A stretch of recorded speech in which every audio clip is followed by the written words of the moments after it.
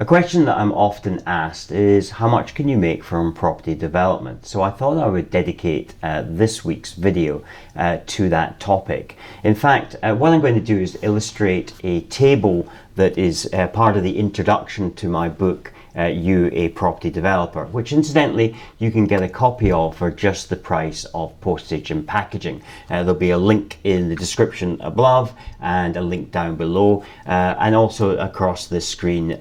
If you simply go to the website You, a Property Developer, you'll be able to access your own personal copy for that. Anyway, let's have a look at the situation of where you're getting started in property development and how you can accumulate a significant amount of money. So when we look at this table here, we will see that we're looking at the number of houses. So we're going to take a very small sample here. We're going to really look at a small scale sample, should I say. Generally, I recommend that you look at sites for between 5 and 9 houses. Between 4 and 9 houses. Part of the reason for that is that once you get beyond 4 houses in Scotland, you are then into social housing payments or actually having to construct social housing, and the similar case is beyond 9 houses in the rest of the UK. So we're going to make certain assumptions here. We're going to talk about a sales value of 400,000 for the house. So this is not necessarily an average value for your area, but the type of houses that you're going to probably build are going to be a bit better than the standard Persimmon Barratt type houses, and so we're looking at a higher quality house at 400,000. Obviously that will depend on which part of the UK that you're living in. We're going to assume a build cost without actually getting into what the build costs are of 250,000 all assumed, and therefore our land cost works out at 50,000. So the reason that it works out that way is that we use a formula of taking first of all our gross development value, which is the value that it sells for, and then we immediately take off our profit. So our build profit should be at least 25% of that. We do also talk about that you should make if you're taking the land through planning, in other words, you found off the market land and you're taking it through planning, then you should make an additional profit on that. But for this, for simplicity of this situation, we're not going to talk about that here. And therefore then you've also got a business, and let's say you're going to take a modest salary of £30,000 per year, per year, let's say. And so we're basically looking at over a 5-year period how you could scale this with starting with relatively low numbers, and it would be self-financing. Now, of course, obviously you can bring private investors into this, and again, that's something that we do recommend and teach, but again, for the simplicity of this model, we're going to exclude that, and that would then therefore leave you with a pre-tax profit of 70,000. And the reason for that is that you've made 100,000 on this build, you're taking off your salary of 30,000. Clearly you would have some other expenses as well associated with the business, but again, in keeping this simple, we're just going to look at the salary, and then therefore you'd have £70,000 profit. You would be taxed on that at corporation tax at 25%. In fact, that's not entirely true because there's a taper effect up to the first 50,000 where you are paying a much lower rate of corporation tax. But again, for simplicity, we're just going to take the 25% across the board. So that would then leave you a post tax profit of 52,500. We start with an opening balance of 100,000. So in other words, when you're looking to do a development, you need to have some sort of equity in the deal. That could be either your own resources or that could be from private investors. So you're going to have that lump sum of 100,000, and you're going to be able to borrow essentially the other 2/3 of that money from commercial lenders. So we start off with our seed money of 100,000. We add our first profit there, 52,500, and then we are having a closing cash flow balance, because this is a cash flow statement as opposed to a profit and loss statement, of 152,500. So we start the second process, and we're just again going to just do one single build, and we're expecting 400,000 for that. Same costs as before, same salary taken off, tax profit, taxation, and we again have a net profit after taxation of 52,500, which we then add to our larger now opening balance of 205,000. That 205,000 allows us now to expand a little bit and actually build the next time 2 houses, and so therefore our sales value is going to double. So we're going to get 2 units at 800,000. Our build costs are obviously going to double because we're going to be producing 2. Our land cost, because we can actually build more on there, is going to go up, so we can afford to pay more for that piece of land. We're still going to retain our salary. We haven't allowed for inflation here. We're going to retain our salary at 30,000.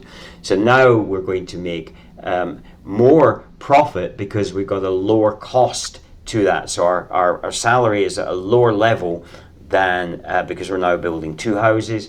And so we have a much chunkier profit out of this. So instead of being 140,000, we've got 170,000 if we were to double our salary. And then we're taking off our taxation there, giving us a net profit after taxation 127,500. Added to our opening balance of 205, 127,000 now gives us 332,500. Now you can see how this is starting to really move ahead, and this is without bringing in any private investors and accelerating your growth, which you could very easily do. So now we're ready to actually build 3 houses. We're going to have 3 times the sales value at 1.2 million. Our build costs are obviously going to be treble. Our land costs, now we can afford to pay an additional 50,000. Our salary remains the same, and again we have an additional profit compared to the previous one of 100,000.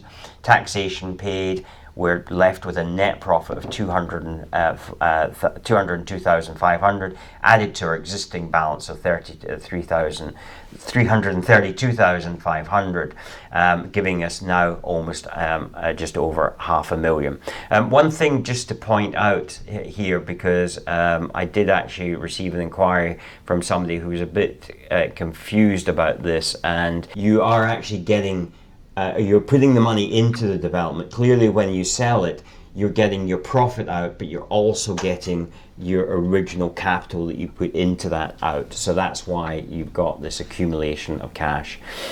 Next time we do it, we can actually add 2 further houses to the development. So we're now talking about 5 houses. Our sales value is now up at 2 million. Our build costs at 1.25 million. Our land costs at 250,000, and are still taking out a salary at 30,000, giving us a pre-tax profit of almost 500,000. Taking our tax off, and we're left with 352,500. Added to our opening balance, we're now at almost £1 million that we have in cash equity. As I say, you can expand upon that and put your own figures in there and multiply that out. But I think you can see that there's a massive opportunity that exists within ground up property development that doesn't exist in other sectors of the property market. And this is why ground up really significantly helps you really build your wealth very in a relatively short period of time. No, it's not get rich quick. It does take a bit of a slog at the beginning until you find your first development site, but once you've found your first development site, you can continue that process so that you line up your development sites so that you can actually do this as you start to move forward at a much faster pace. So you can be coming out of a development and then moving straight into the next one. Is there an opportunity? 100%, and that opportunity is not going to go away. When we look at our house building program in the UK, and if you watch any media or you read any media, you will be aware that we have a crisis in housing.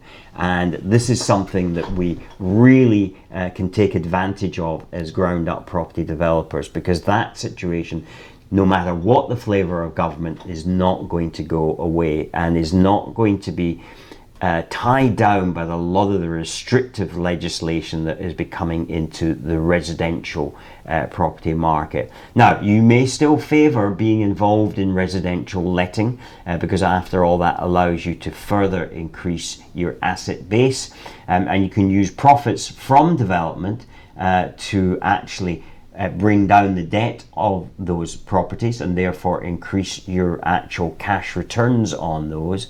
Or you can build properties at cost, and therefore you end up with 25% equity in those properties when they completed by sacrificing the profit that you would be taking out if you sell it. So if you actually build to rent, then this is a very good viable proposition that doesn't matter whatever the economy is doing. So a lot of people favoured after the 2008 financial crash about being able to buy distressed properties at below market value. That, as the market started to improve, went away, whereas with development that opportunity always exists. So we have a process that we go through, which is the complete process from finding the land to putting the keys in your customers' hands. And if we look at this process here, it all starts with finding the land here. So we call this detect, where we actually find off-market land. The next thing that we're going to do is that we're going to assess that properly in detail, and then we're going to work out a deal with the landowner. Next then we bring it into the stage where we got a secure deal. We're going to take this through planning. We're then going to plan that build, and then we are going to fund that with private investors and commercial lenders. And then finally we're going to build out the site so that we can realize the profit. So we're going to do the site strip, build the foundations, complete the superstructure, finish the internals, and we are then going to exit out of the development, which either is going to be build to sell, in other words, we're going to sell it off, or we're going to build to rent, in which case we're going to rent it out, and we're going to move that to a different type of commercial financing. So all of this is clearly explained in my book, You a Property Developer. So if you'd like a copy of that book, then head over to youapropertydeveloper.com, where you can pick up a copy of the book for just £2.80. That's the price of postage and packaging. I'm going to give you the book for free. I believe that represents excellent value, and I look forward to seeing how you progress in your property development journey. If you haven't already subscribed to the channel, please give us a subscribe. That really helps us no end, and please like and share this video. We would really appreciate that.